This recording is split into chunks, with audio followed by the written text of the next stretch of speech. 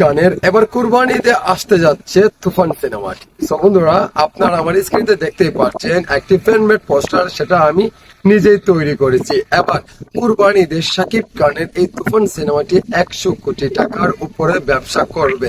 সবাই এটার জন্য প্রস্তুতি হয়ে থাকেন। এমনকি শাকিব খানের এই আপকামিং সিনেমা তুফানের সেন্সার হয়ে গেছে। এমনকি এই সেন্সার হওয়ার পর থেকে অনেকে লেগে আছে শাকিব খানের এই তুফান সিনেমাটি আটকানোর জন্য। এমনকি শাকিব খানে যাকে ভাই মনে করেছিল, বন্ধু মনে করেছিল, তারাও কিন্তু এখন চুগল মারতে চাচ্ছে শাকিব খানকে। দেখেন, স্বার্থের জন্য মানুষ কি না কি করতে পারে ভাই। সো এই যে শাকিব খানের একের পর এক চমকটি, এই বাংলার ইন্ডাস্ট্রিতে নাম্বার 1 সুপারস্টার হলো শাকিব খান। শাকিব খানের উপরে আর কোনো নায়ক নেই এই ইন্ডাস্ট্রিতে।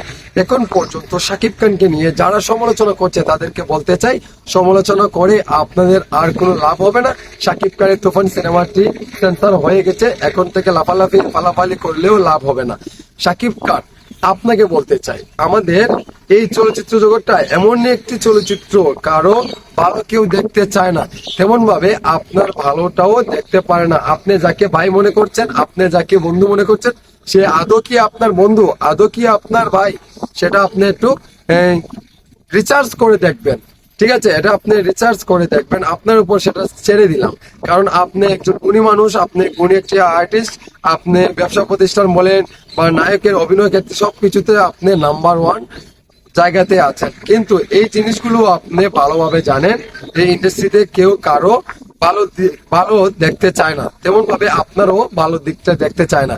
কিন্তু সাকিবিয়ানদেরকেও তারা অনেক ভাবে পচানোর চেষ্টা করছে।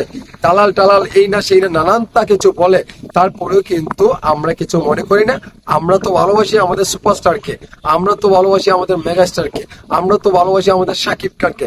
আমরা তো অমুক তমুককে ভালোবাসি না, আমরা তো অমুক তমুককে দেখে সিনেমা হলে যাই না, আপনাকে দেখে, আপনার ফেস দেখে কিন্তু আমরা যাই। আপনার ফেসের একটা ভ্যালু আছে সারা বিশ্ব জুড়ে, কিন্তু ওদেরকে কয়জনে চিনতো? আপনি ওদেরকে নিয়ে কাজ করেছেন বলে কিন্তু আপনার ওকে আমরা চিনতাম, কিন্তু ওনারা যা শুরু করেছে সেটা আসলে দুঃখজনক। তারপরেও আমি বলতে চাই, এই কুরবানি ঈদে আপনারা প্রস্তুতি নিয়ে থাকেন। এই তুফান সিনেমাটি কারো ক্ষমতা নেই আটকানোর জন্য, এটা সেন্সার হয়ে গেছে। আপনারা অপেক্ষায় থাকেন। এমনকি আমার এই তুফান সিনেমার ফ্যানমেড পোস্টার একটি তৈরি করেছি, সেটা কেমন হয়েছে আপনারা অবশ্যই আমার এই ভিডিওর কমেন্ট বক্সে জানাবেন কেমন হয়েছে। সো বন্ধুরা, আশা করি সবাই ভালো থাকবেন, সুস্থ থাকবেন। আল্লাহ হাফিজ, আসসালামু আলাইকুম আ রহমতুল্লাহ বারাকাতুহু।